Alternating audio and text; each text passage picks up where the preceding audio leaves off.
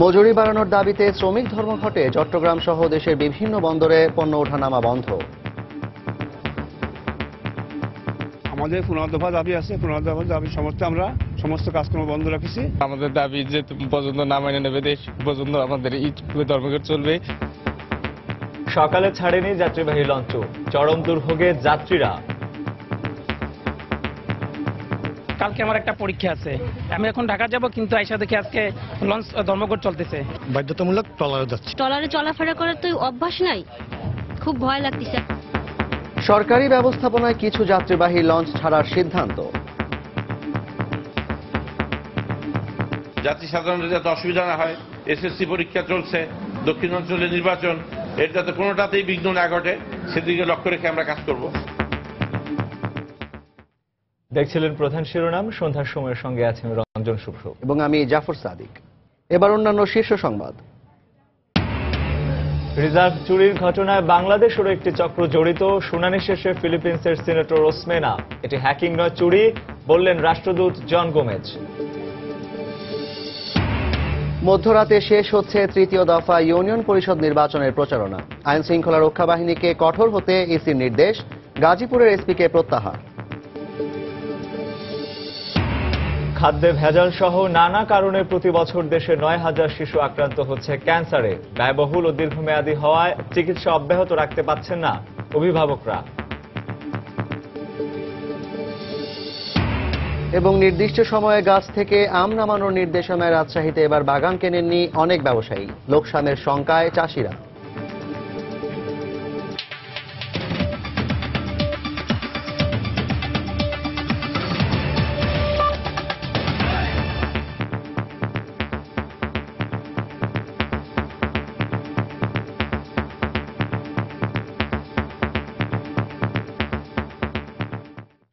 মজুরি বাড়ানোর দাবিতে 10,000 টাকা নির্ধারণ সহ 15 দফা দাবিতে ধর্মঘট করছে বাংলাদেশ নৌযান শ্রমিক ফেডারেশন। এতে চট্টগ্রাম সহ দেশের বিভিন্ন বন্দরে পণ্য ওঠানামা বন্ধ রয়েছে। এদিকে যাত্রীদের ভোগান্তির কথা ভেবে ঢাকা ও বরিশাল থেকে কয়েকটি লঞ্চ চলাচলের ঘোষণা দিয়েছে মালিকপক্ষ। ব্যুরো প্রতিবেদক ও জেলা প্রতিনিধিদের পাঠানো তথ্য ছবি নিয়ে ডেস্ক রিপোর্ট। মজুরি বৃদ্ধি সহ 15 দফা দাবিতে নৌযান শ্রমিকদের ধর্মঘটে চট্টগ্রাম বন্দরের পার্শ্ববর্তী 16টি ঘাটে পণ্য ওঠানামা বন্ধ রয়েছে। একই সাথে বন্ধ রয়েছে চট্টগ্রাম বন্দরের বহির্নোঙরে অবস্থানরত মাদার ভেসেল থেকে পণ্য খালাসও। বাণিজ্যিক কাজে ব্যবহৃত অন্তত 8,000 নৌযান কর্ণফুলী নদীর মোহনা থেকে শুরু করে শাহ আমানত ব্রিজ পর্যন্ত প্রায় 10 মাইল এলাকায় জুড়ে অবস্থান নিয়ে আছে। আমাদের 15 দফা দাবি আছে, 15 দফা দাবি আমরা সমস্ত কাজকর্ম বন্ধ রাখছি। শত শত জাহাজ বসে আছে, কোনো কাজকর্ম চলবে না।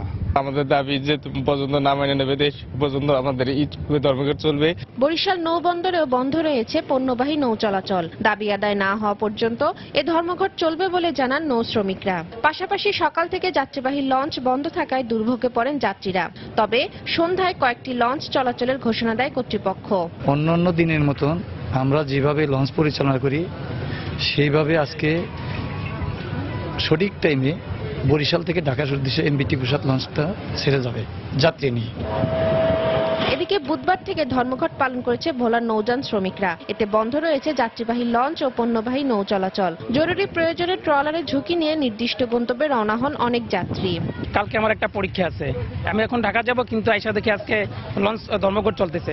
লস না ছাড়ার গতিকে কিন্তু আমি এখন পারছি না, বাধ্যতামূলক ট্রলারে যাচ্ছি। ট্রলারে চলাফেরা করার তো অভ্যাস নাই, খুব ভয় লাগতেছে আর খুব রিস্ক নিয়ে বাড়ি ফিরছি। শ্রমিকদের কর্মবিরতিতে অচল হয়ে পড়েছে খুলনার 5টি রুটে যাত্রীবাহী নৌ চলাচল। এছাড়া কার্গো কোস্টার সহ 2 শতাধিক পণ্যবাহী জাহাজ আটকা পড়ে আছে ঘাট এলাকায়। বন্ধ রয়েছে পণ্য ওঠানামার কাজ।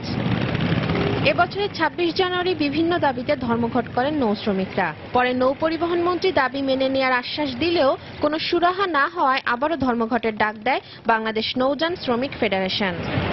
তাসমিন আফরোজ, সময় সংবাদ। মজুরি বৃদ্ধি সহ 15 দফা দাবিতে নৌ শ্রমিকদের ধর্মঘটে কার্যত অচল সদরঘাট লঞ্চ টার্মিনালও। সকাল থেকে কোনো লঞ্চ ছেড়ে যায়নি। ধর্মঘটের খবর না জানার কারণে দুর্ভোগে পড়তে হয় যাত্রীদের।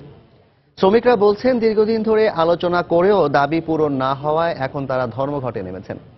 এদিকে যাত্রী পরিবহন সংস্থার উপদেষ্টা বলেছেন সন্ধ্যা থেকে বরিশাল, ভোলা, শরীয়তপুর সহ বিভিন্ন রুটে লঞ্চ ছেড়ে যাবে। পাশাপাশি আরও 2টি বিশেষ লঞ্চ ছাড়ার ঘোষণাও দিয়েছে বিআইডব্লিউটিসি।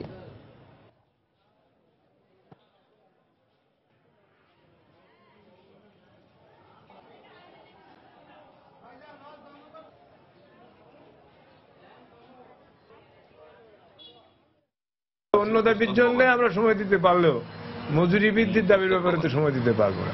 আমরা আশা করি সরকার এবং মালিকরা বর্তমান যে অবস্থা শ্রমিকদের, এই অবস্থাটাকে বিবেচনায় এনে অতি দ্রুততম সময়ের মধ্যে আলোচনার টেবিলে বসে এই সমস্যার সমাধান করবে। ভুক্তভোগী যেসব শ্রমিকরা আছেন তাদের এই সমস্যাটার সমাধান কি আপনারা করবেন? সেটা আমরা তো, আমাদের তো সেই সমিতি না, সেটা তো কার্গো কোস্টার ট্যাঙ্কারের সমিতি আলাদা, আমাদের সাথে তাদের কোনো সম্পর্ক নেই। আমরা শুধু লঞ্চের প্যাসেঞ্জার লঞ্চ, আমরা যাত্রী সেবা দিয়ে যাব, যাত্রী সাধারণের যাতে অসুবিধা না হয়। এসএসসি পরীক্ষা চলছে, দক্ষিণাঞ্চলে নির্বাচন, এর যাতে কোনোটাতেই বিঘ্ন না ঘটে সেদিকে লক্ষ্য রেখে আমরা কাজ করব। ধর্মঘটের খবর জানাতে রাজধানীর সদরঘাট লঞ্চ টার্মিনালে আছেন রিপোর্টার কামরুজ্জামান মামুন এবং বরিশাল নদীবন্দরে আছেন সহকর্মী ফেরদৌস সোহাগ। আমরা সরাসরি চলে যাচ্ছি তাদের কাছে। প্রথমে যাচ্ছি সদরঘাটে মামুনের কাছে। মামুন, সর্বনিম্ন মজুরি 10,000 টাকা নির্ধারণ সহ মোট 15 দফা দাবিতে নৌযান শ্রমিক ফেডারেশনের যে ধর্মঘট গত রাত 12টা থেকে শুরু হয়েছিল, তারপর এখন কিন্তু 24 ঘন্টা পার হয়ে যাচ্ছে এবং আপনাকে জানাই যে এখন পর্যন্ত কিন্তু একটি লঞ্চও সদরঘাট লঞ্চ টার্মিনাল থেকে ছেড়ে যায়নি, আমাদের দেখা নেই। এবং বিআইডব্লিউটিসি থেকে যে 2টি লঞ্চ 6:30টায় ছেড়ে যাবার কথা ছিল, তার একটি ঘোষণা দেওয়া হচ্ছিল যে একটি ঠিক 6:30টায় ছেড়ে যাবে, মধুমতি সেই লঞ্চটির নাম। সেই লঞ্চটিও কিন্তু ছেড়ে যায়নি 6:30টায় এবং এখন অবধি ছেড়ে যায়নি। তো লঞ্চ মালিক সমিতির সহসভাপতি শহীদুল ইসলাম ভুইয়ার সাথে আমাদের কথা হয়েছিল, এখানে আমরা তার দেখা পেয়েছিলাম। তার সাথে কথা বলে যেমনটা জানতে পেরেছি, তিনি বলেছেন যে আসলে এই ধর্মঘট প্রত্যাহার করে তিনি আসলে আলোচনার আহ্বান জানিয়েছেন এবং তিনি জানিয়েছেন যে মালিক সমিতির সিদ্ধান্ত হলো যে তারা লঞ্চ চালাবেন, কিন্তু এর বিপরীতে যে আসলে শ্রমিকদের পক্ষ থেকে কারো বক্তব্য পাওয়া যায়নি এখনো। এই আমরা সদরঘাট লঞ্চ টার্মিনালে কিন্তু শ্রমিকদের কথা বলার মতো কাউকে এখন পর্যন্ত পাইনি এবং যে লঞ্চগুলো ছেড়ে যাচ্ছে সেখানে যে শ্রমিকরা কাজ করছেন তাদের সাথে আমরা কথা বলার চেষ্টা করছি, তারা আসলে ক্যামেরায় কথা বলতে চাননি। যেমনটা বোঝা যাচ্ছে যে তারা আসলে মালিক পক্ষের হয়তো কিছু নিষেধাজ্ঞার কারণেই ক্যামেরার সামনে কথা বলতে চাচ্ছেন না, বা তারা যে শ্রমিক আন্দোলন চলছে সেই আন্দোলনের সাথে তাদের সম্পৃক্ততা নাই, এমনটা কিছুটা বোঝা যাচ্ছে। এবং আপনাকে জানাই যে এই সদরঘাট লঞ্চ টার্মিনালে আমরা যখন 6টার কিছু পূর্বে এখানে এসে পৌঁছি, তখন এখানে কিন্তু এত মানুষ ছিল না। এখন যত মানুষ দেখা যাচ্ছে বলা চলে তখন যে মানুষ ছিল তার দ্বিগুণেরও বেশি মানুষ এখন এখানে রয়েছে এবং কিছুক্ষণ পরপর কিন্তু মাইকে এখানে ঘোষণা দেওয়া হচ্ছে যে কয়েকটি লঞ্চ এখান থেকে ছেড়ে যাবে। বরিশাল, চাঁদপুর, ভোলা এবং বিভিন্ন রুটে যে লঞ্চগুলো রয়েছে সেই লঞ্চগুলো কিন্তু আসলে ছেড়ে যাবে। তবে এই লঞ্চগুলো যে কখন ছেড়ে যাবে এ নিয়ে কিন্তু অনিশ্চয়তা রয়েছে ব্যাপক, কেননা যাত্রীরা উঠছেন এবং লঞ্চে চেপে বসছেন কিন্তু তারা আসলে জানেন না। এবং লঞ্চ কর্তৃপক্ষের সাথে আমরা কথা বলে যেমনটা জেনেছি, তারা বলছেন যে আসলে কখন যে লঞ্চগুলো ছেড়ে যাবে তারাও আসলে নিশ্চিত করে আমাদেরকে বলতে পারছেন না। তো এখন আমরা চলে যাবো বরিশালে, সেখানে রয়েছেন সহকর্মী ফেরদৌস সোহাগ। মামুন, আপনাকে ধন্যবাদ। আমি আছি বরিশাল নদীবন্দরে, সকাল থেকেই আমরা আছি। সন্ধ্যার পর কিন্তু সকাল থেকে যে কথাগুলো আমরা বলে আসছিলাম দৃশ্যপট পাল্টাতে শুরু করে। সন্ধ্যার পর থেকে আমরা দেখে আসছি এই বরিশাল নদীবন্দরে কিন্তু মুহুমুহু করে যাত্রীদের সংখ্যা বাড়ছে এবং লঞ্চগুলোতে যাত্রীরা উঠছেন, লঞ্চগুলো যাত্রীদেরকে নিয়ে নিচ্ছেন। আমরা যেটা দেখেছি যে আমি আছি টিপু 7 লঞ্চে। এই লঞ্চে আমরা একটু দেখাবার চেষ্টা করি, যাত্রীরা কিন্তু বেশ ভিড় করেছেন এবং তারা বরিশাল থেকে ঢাকার উদ্দেশ্যে ছেড়ে যাবেন সেই উদ্দেশ্যে কিন্তু লঞ্চে উঠেছেন। আর এছাড়া আরেকটি লঞ্চ আমরা বলতে পারি পারাবাত লঞ্চ, বরিশালে আজকে পারাবাত 2 এবং পারাবাত 9 আছে। পারাবাত লঞ্চ এবং টিপু 7 লঞ্চ, এই দুটি লঞ্চ কিন্তু বরিশাল থেকে ঢাকার উদ্দেশ্যে ছেড়ে যাবে। টিপু 7-এর ধারণ ক্ষমতা প্রায় 1300 আর পারাবাত 9-এর যাত্রী ধারণ ক্ষমতা হচ্ছে প্রায় 700। এই দুটি লঞ্চ বরিশাল থেকে ঢাকার উদ্দেশ্যে ছেড়ে যাবে। এছাড়া কিছুক্ষণ আগে বরিশাল থেকে পিএস মাহসুদ নামে একটি সরকারি জাহাজ ইতিমধ্যে বরিশাল থেকে ছেড়ে গেছে। টিপু 7 লঞ্চের সুপারভাইজার মোহাম্মদ জসিমউদ্দিন কিছুক্ষণ আগে আমাদেরকে জানিয়েছেন যে প্রতিদিনের মতো সবগুলো লঞ্চ কিন্তু তাদের যে যতগুলো লঞ্চ আছে সেগুলো কিন্তু যাত্রা শুরু করবে এবং সেই লঞ্চরা কিন্তু লঞ্চগুলো যাত্রীদের নিয়ে কিন্তু চলে যাবে। আর এছাড়া সকাল থেকে এই পর্যন্ত আমরা যেটা দেখেছি যে যাত্রী সংখ্যা ধীরে ধীরে কিন্তু বৃদ্ধি পাচ্ছে, তারা ঢাকার উদ্দেশ্যে যাত্রা করার জন্য কিন্তু লঞ্চগুলোতে উঠছে। সন্ধ্যা 7:30 এখন বাজছে প্রায়, আর সকাল 8:30টার মধ্যে কিন্তু এই লঞ্চগুলো ছেড়ে যাবে। এই ছিল মোটামুটি আমার কাছে বরিশালের লঞ্চ ধর্মঘট, কর্মবিরতি শ্রমিকদের এবং বর্তমান পরিস্থিতি সর্বশেষ। ফিরছি স্টুডিওতে। মামুন, জাফর। দর্শক, সদরঘাট লঞ্চ টার্মিনাল থেকে সহকর্মী কামরুজ্জামান মামুন এবং বরিশাল নদী বন্দর থেকে সহকর্মী ফিরদৌস সোহাগ জানাচ্ছিলেন নৌ শ্রমিকদের ধর্মঘটের খবর। বাংলাদেশ ব্যাংকের রিজার্ভের অর্থ ফিলিপিন্সে পাচার ও সাইবার হ্যাকিং এর পেছনে 3টি চক্র রয়েছে বলে জানিয়েছেন দেশটির দুর্নীতি বিরোধী সিনেট ব্লু রিবন কমিটির সিনেটর সার্জিওস মেনা। ফিলিপিন্সে নিযুক্ত বাংলাদেশের রাষ্ট্রদূত জন গোমেজ বলেছেন, এটি হ্যাকিং নয়, চুরির ঘটনা। অর্থ চুরির ঘটনা তদন্তে 30% অগ্রগতি হয়েছে বলেও জানান তিনি। রিজার্ভ চুরির ঘটনায় সিনেটের 6ষ্ঠ দফা শুনানি শেষে ফিলিপিন্সের সংবাদ মাধ্যম এবিএস-সিবিএনকে একথা জানান জন গোমেজ। বাংলাদেশ ব্যাংকের রিজার্ভ ফিলিপিন্সে পাচারের ঘটনায় 12 জন ফিলিপিনো নাগরিক জড়িত এমন খবর প্রকাশের পর এবার সিনেটের 6ষ্ঠ দফা শুনানি শেষে নতুন তথ্য দিলেন দেশটির দুর্নীতি বিরোধী সিনেট ব্লু রিবন কমিটির সিনেটর সার্জিওস মেনা। বাংলাদেশ ব্যাংকের রিজার্ভের অর্থ federal reserve of new York থেকে ফিলিপিন্সে পাচারে 3টি চক্র জড়িত বলে জানিয়েছেন তিনি। একটি চক্র বাংলাদেশ ব্যাংকের সুইফট কোড চুরি করেছে, দ্বিতীয় চক্রটি সুইফট সিস্টেম হ্যাকিং এর কাজ করেছে, আর অপরটি এই অর্থ ব্যাংকিং চ্যানেলের বাইরে নিয়ে গেছে বলে জানিয়েছেন সার্জিওস মেনা। আর এই তৃতীয় চক্রটির সঙ্গেই ফিলিপিনো নাগরিকরা জড়িত। আমাদের তদন্ত কার্যক্রমের এখনো পর্যন্ত 30% অগ্রগতি হয়েছে, আর এই চুরি কারো একার পক্ষে ঘটানো সম্ভব নয়। পুরো বিষয়টির জন্য 3টি চক্র জড়িত। এই ঘটনার সঙ্গে বাংলাদেশের কেউ ও ফিলরেম জড়িত বলেও আমরা ধারণা করছি। এদিকে বাংলাদেশ থেকে সিআইডির সদস্যদের একটি তদন্ত প্রতিবেদন হাতে পেয়েছেন বলে জানিয়েছেন ফিলিপিন্সে নিযুক্ত বাংলাদেশের রাষ্ট্রদূত। বাংলাদেশের সিআইডির সদস্যরা ফিলিপিন্সের শুনানিতে অংশ নিয়েছেন। তারা এই ঘটনার সঙ্গে জড়িত কয়েকজনের নাম চিহ্নিত করেছেন। যদিও নামগুলো সম্পর্কে আমি এখনই কিছু জানি না, তবে আমার মনে হয় না এটা কোনো হ্যাকারের কাজ, এর সাথে অন্য কেউ জড়িত। এদিকে অর্থ চুরির ঘটনায় আরসিবিসির কোষাধ্যক্ষ ও নির্বাহী সহসভাপতি রাউল ভিক্টর তান পদত্যাগ করেছেন। এজি মাহমুদ, সময় সংবাদ। সন্ধ্যার সময় আরো থাকছে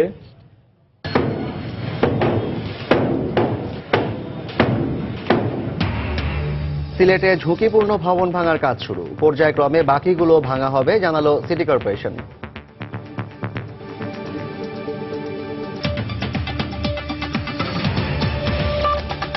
আজ মধ্যরাতে শেষ হচ্ছে তৃতীয় দফা ইউনিয়ন পরিষদ নির্বাচনের প্রচার প্রচারণা।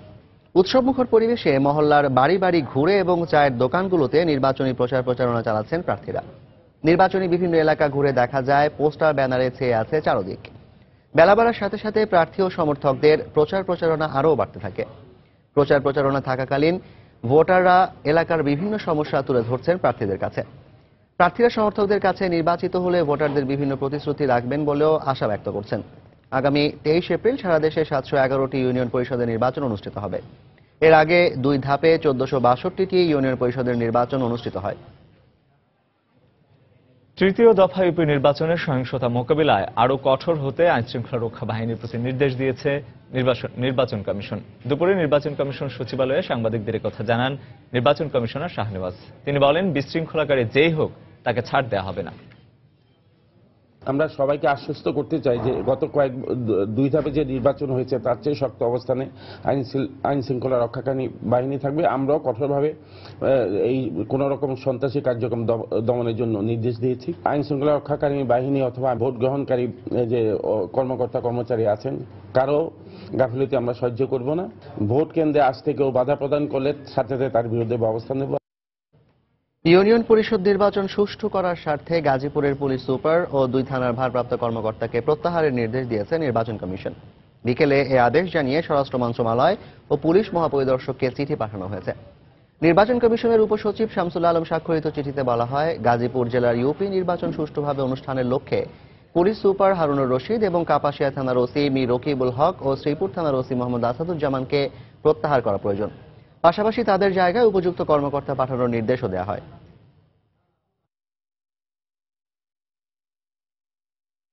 দুর্ঘটনা এড়াতে সিলেট সিটি কর্পোরেশন ঝুঁকিপূর্ণ 30টি ভবন চিহ্নিত করে ভেঙে ফেলার কাজ শুরু করেছে। সকালে এই অভিযানে নগরীর তাঁতিপাড়া আবাসিক এলাকার 3 তলা একটি ভবন ভাঙার কাজ শুরু হয়। সিটি কর্পোরেশনের প্রধান নির্বাহী কর্মকর্তা জানান, ঝুঁকিপূর্ণ চিহ্নিত সব কটি ভবন পর্যায়ক্রমে ভেঙে ফেলা হবে। ইকরামুল কবিরের তথ্য ও দিগেন সিংহের তোলা ছবিতে ডেস্ক রিপোর্ট। সিলেটের ঝুঁকিপূর্ণ 30টি ভবনের মধ্যে নগরীর তাঁতিপাড়ার 3তলা একটি ভবনও রয়েছে। এই আবাসিক ভবনের মালিককে নোটিশ দেওয়ার পর গ্যাস ও বিদ্যুৎ সংযোগও বিচ্ছিন্ন করা হয়। এই ভবনটি পার্শ্ববর্তী ভবনের উপর হেলে পড়েছিল।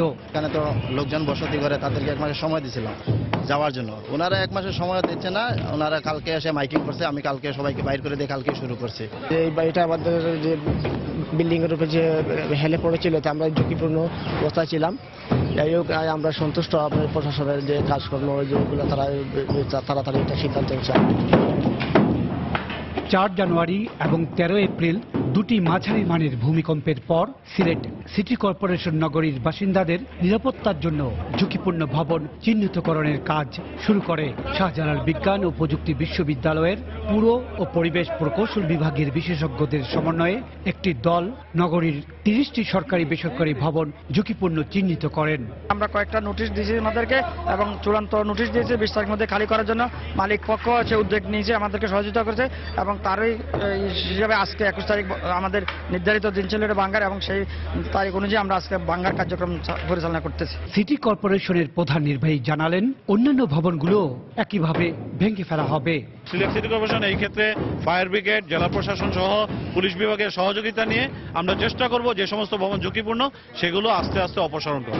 সিলেট সহ দেশের উত্তর পূর্বাঞ্চল ভূমিকম্পের 1 নম্বর বলয়ে থাকায় সবসময় এই অঞ্চল ঝুঁকির মধ্যে রয়েছে বলে মনে করেন বিশেষজ্ঞরা।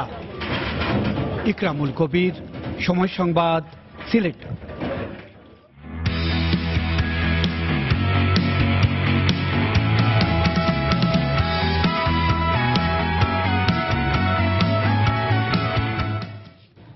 ঘরোয়া ক্রিকেটের খবর। কাল থেকে শুরু হচ্ছে Dhaka premier division cricket league. প্রথম দিনে মুখোমুখি হবে তামিম ইকবালের আবাহনী লিমিটেড আর মাশরাফি বিন মুর্তজার কলাবাগান ক্রীড়াচক্র। উদ্বোধনী দিনে অপর 2 ম্যাচে মিরপুরের প্রাইম ব্যাংক ক্রিকেট ক্লাবের প্রতিপক্ষ প্রিমিয়ারে উঠে আসা গাজী গ্রুপ ক্রিকেটার্স, আর বিকেএসপির 3 নম্বর মাঠে প্রাইম দোলেশ্বর খেলবে সিসিএস এর বিপক্ষে। প্রথম ম্যাচ জয় দিয়ে শুরু করতে চান বিভিন্ন ক্লাবের কোচ ও ক্রিকেটাররা। যে দল মাশরাফি অধিনায়ক, সেই দল সবসময় বলতে হবে যে স্পিডের একটা সাইড, ইয়াং টিম, ভালো দল, একটা রাজ্জাক মাশরাফি এক্সপিরিয়েন্স প্লেয়ার আছে, সুতরাং ইজি হবে না। বাট আমি তারপরে মনে করি কাগজে কলমে আপনি অনেক শক্তিশালী। ডেফিনেটলি আমরা যদি আমাদের বেস্টটা দিতে পারি, আমরা যদি আমাদের এক্সিকিউশনটা ঠিকমতো থাকে, তাহলে আমি মনে করি যে আমরা আমাদের জিতার উচিত আর কি।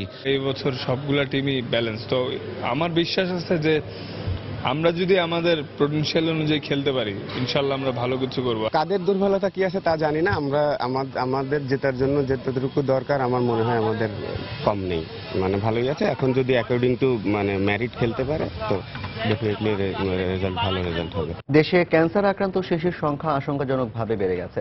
প্রতি বছর গড়ে 9000 শিশু এ দুরারোগ্য রোগে আক্রান্ত হচ্ছেন। মূলত খাদ্যে ভেজাল সহ দূষিত পরিবেশের কারণেই এ হার বাড়ছে বলে জানিয়েছেন চিকিৎসকরা। এদিকে চিকিৎসা ব্যয়বহুল ও দীর্ঘমেয়াদী হওয়ায় অনেক অভিভাবকই এর ধারাবাহিকতা রাখতে পারেন না। বিস্তারিত জানাচ্ছেন ফেরদৌস লিপি। 3.5 বছর বয়সী জাহিদের জামসেল ক্যান্সার ধরা পড়ে 2 বছর বয়সে। মাত্র 3 মাস চিকিৎসায় খরচ হয়ে যায় 2.5 থেকে 3 লাখ টাকা। কিন্তু বর্গাচাষী বাবা চিকিৎসার খরচ জোগাতে না পারায় প্রায় 10 মাস বন্ধ থাকে তার চিকিৎসা। একই অবস্থা 6 বছর বয়সী মানিকের পরিবারেরও। দেশে জাহিদ ও মানিকের মতো ক্যান্সার আক্রান্ত শিশুর সংখ্যা প্রতি বছরই বাড়ছে। 2.5 থেকে 3 লাখ টাকা গেছে। পরে বাসায় গেছি, পরে 1 মাস পর চিকিৎসা, 3 বছরের কোর্স। এই জায়গায় থাকলে 1 সপ্তাহ থাকলে পরে 50,000 টাকা জায়গা। এত টাকা খরচ করতাম পারি না দেহা আর আসি নাই। চিকিৎসা তো অনেক খরচ, কিন্তু আমার কষ্ট হইতেছে। সবার তো চাই আছে না চালাইতেছি, সামনে কি করা যায় তা তো বলতে পারি না। অজ্ঞতা ও সঠিক রোগ নির্ণয়ে দেরি হওয়ায় জটিল আকার নিয়ে অধিকাংশ অভিভাবক আসেন ডাক্তারের কাছে। আবার ব্যয়বহুল হওয়ায় চিকিৎসা বন্ধ করে দিতেও বাধ্য হন অনেকে। যত রোগীর চিকিৎসা করি তার থেকে 2 থেকে 3% বেশি আমরা প্রাথমিক অবস্থায় পাই না।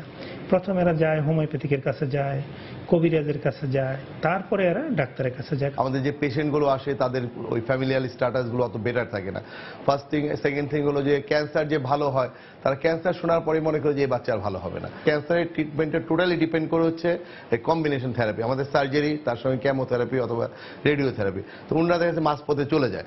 বিশেষজ্ঞরা বলছেন শিশুদের 5% বংশগত কারণে আর 95% ক্যান্সারে আক্রান্ত হচ্ছে খাদ্যে ভেজাল সহ প্রতিকূল পরিবেশের কারণে। অনেক সময় খাদ্যে ভেজাল কিংবা অনেক সময় প্রিজারভেটিভ কিংবা অন্য কালার্ড জিনিস খাওয়ার জন্য কিন্তু ক্যান্সারের এটা বেড়ে গেছে। প্রাথমিক পর্যায়ে ধরা পড়লে 75% ক্ষেত্রে ক্যান্সার নিরাময় সম্ভব বলেও জানান বিশেষজ্ঞরা। ফেরদৌস লিপি, সময় সংবাদ, ঢাকা। সন্ধ্যার সময় আরো থাকছে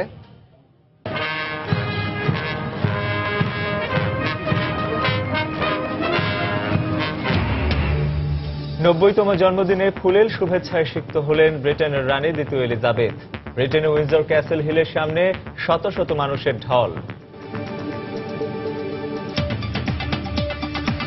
গেল মৌসুমে জেলা প্রশাসনের বেঁধে দেওয়ার সময়ে গাছ থেকে আম নামানোর পাশাপাশি ফরমালিন আতঙ্কে ক্ষতিগ্রস্ত হয় রাজশাহীর কৃষকরা। এতে এবছর আমের বাগান কেনেননি জেলার বাইরের ব্যবসায়ীরা। তাতে আম বিক্রি নিয়ে আবারও লোকসানের আশঙ্কা চাষি ও ব্যবসায়ীদের। এ অবস্থায় আম নামানোর সময় নির্ধারণে সমন্বিত উদ্যোগ নেওয়ার আহ্বান জানিয়েছেন চাষি ও ফল গবেষকরা। আব্দুল সালামের তোলা ছবিতে রাকিবুল হাসানের প্রতিবেদন। বিস্তীর্ণ এলাকা জুড়ে শুধুই আমের বাগান রাজশাহীতে।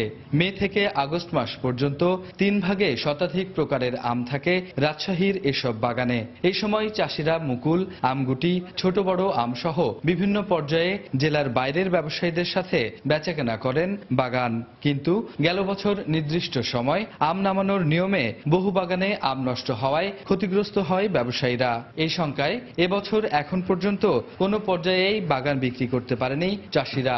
এই কারণে চাষি ও আম ব্যবসায়ীরা পড়েছেন দুশ্চিন্তায়। একসাথে পাকার কারণে গতবার প্রতিটা ব্যবসায়িক এবং লস এই লস স্বীকার করে এবার কোনো কারো বাগান এখন পর্যন্ত কেউ বেচতে পারেনি। 20 দিন বা 25 দিন আগে বিক্রি করে দিয়ে থাকি যখন আমের একটা গুটি হয় তখন, কিন্তু এবার একজন মানুষ আসেনি। আমি এখনো একটা বাগান বিক্রি করতে পারিনি, এইভাবেই আছে। আবহাওয়া ও মাটির গুণগত কারণে আগেভাগে পাকে রাজশাহীর আম। এই কারণে সময় বেঁধে না দিয়ে বাজার মনিটরিং করার পরামর্শ এই ফল গবেষকের। বাজার মনিটর করার হয়তো ব্যবস্থা করা যেতে পারে, যেন একেবারে কাঁচা বা যেগুলো পরবর্তীতে পাকবে সেগুলো যেন না তোলে। জনস্বার্থের কথা বিবেচনায় রেখে চাষিদের সাথে কথা বলেই সিদ্ধান্ত নেওয়া হবে জানালেন জেলা প্রশাসক। কৃষকদের সঙ্গে আলোচনা করে যে আমাদের এই সময় বিক্রি পাকে বা পাকার সম্ভাবনা রেঞ্জ এইটা দেওয়া যায়, এটা করা যেতে পারে।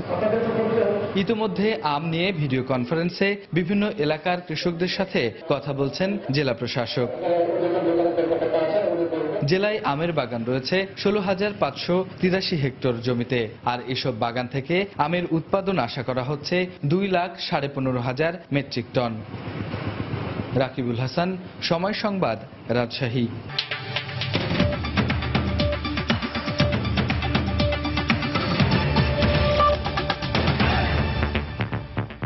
বিভিন্ন স্থানে সহিংসতার মধ্য দিয়েই শেষ হলো ভারতের পশ্চিমবঙ্গে বিধানসভা নির্বাচনের তৃতীয় দফার ভোট গ্রহণ। কঠোর নিরাপত্তা ব্যবস্থার মধ্যেই মুর্শিদাবাদে তৃণমূল ও সিপিএম নেতাকর্মীদের সংঘর্ষে এক সিপিএম কর্মী নিহত হয়। তবে দুদলই সহিংসতার জন্য একে অপরকে দায়ী করছে। সকাল 7টায় ভোট গ্রহণ শুরু হতে না হতেই মুর্শিদাবাদের ডোমকল কেন্দ্র দখল নিয়ে তৃণমূল কংগ্রেস ও সিপিএম সমর্থকদের মধ্যে সংঘর্ষ হয়। এ সময় সিপিএম প্রার্থীর এক এজেন্ট গুলিতে নিহত হয় বলে জানায় স্থানীয় গণমাধ্যম। তৃণমূল এই হত্যাকাণ্ডের দায় অস্বীকারের পাশাপাশি নিহত এজেন্টকে নিজেদের কর্মী বলে দাবি করে। মুর্শিদাবাদের বেলেঘাটা ও বেলগাছিয়াতেও সংঘর্ষের ঘটনা ঘটে। বর্ধমান ও নদিয়াতেও তৃণমূল কর্মীরা সহিংসতা চালায় বলে অভিযোগ বিরোধীদের। পশ্চিমবঙ্গে তৃতীয় দফার বিধানসভা নির্বাচনে আজ কলকাতার 7 আসন সহ মুর্শিদাবাদ, নদিয়া ও বর্ধমানের মোট 62টি আসনে ভোট গ্রহণ অনুষ্ঠিত হয়।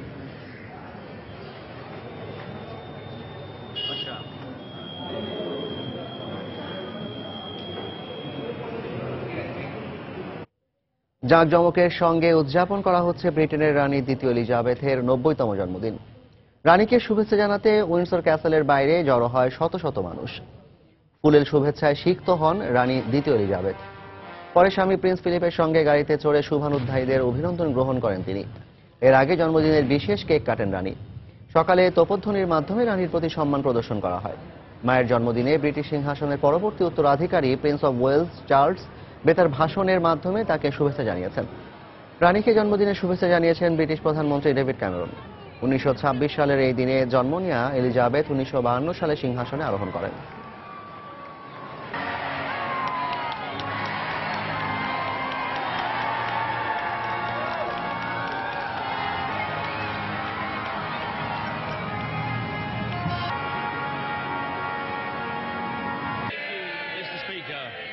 From the end of the Cold War to peace in Northern Ireland. His grandson, Prince William, has said,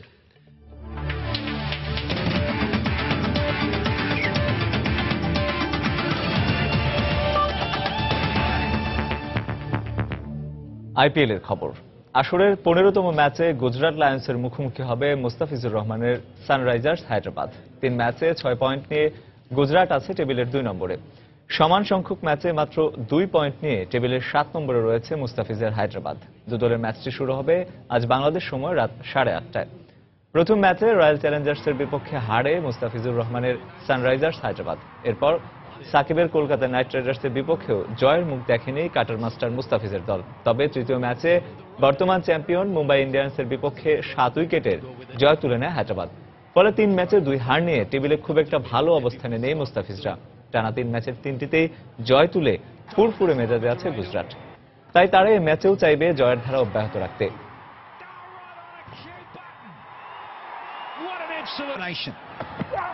Mitch McClenaghan up and over. Holy guacamole! That's not for 6. A yes bank maximum over extra cover, if you please. And for McClenaghan versus Warner. And সন্ধ্যার সময় এই পর্যায়ের শীর্ষ সংবাদগুলো জানিয়ে দিচ্ছি আরেকবার। মজুরি বাড়ানোর দাবিতে শ্রমিক ধর্মঘটে চট্টগ্রাম সহ দেশের বিভিন্ন বন্দরে পণ্য ওঠানামা বন্ধ। সরকারি ব্যবস্থাপনায় কিছু যাত্রীবাহী লঞ্চ ছাড়ার সিদ্ধান্ত। রিজার্ভ চুরির ঘটনায় বাংলাদেশেরও একটি চক্র জড়িত। শুনানি শেষে ফিলিপিন্সের সিনেটর ওসমেনা এটি হ্যাকিং নয়, চুরি বললেন রাষ্ট্রদূত জন গোমেজ। মধ্যরাতে শেষ হচ্ছে তৃতীয় দফা ইউনিয়ন পরিষদ নির্বাচনের প্রচারণা। আইন শৃঙ্খলা রক্ষা বাহিনীকে কঠোর হতে ইসির নির্দেশ, গাজীপুরের এসপিকে প্রত্যাহার।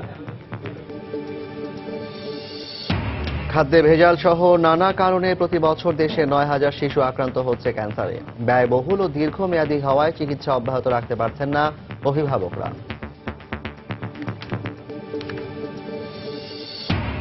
এবং নির্দিষ্ট সময়ে গাছ থেকে আম নামানোর নির্দেশনা। রাজশাহীতে এবার বাগান কেড়ে নিয়ে অনেক ব্যবসায়ী, লোকসানের শঙ্কায় চাষিরা। এ ছিল সন্ধ্যার সময়।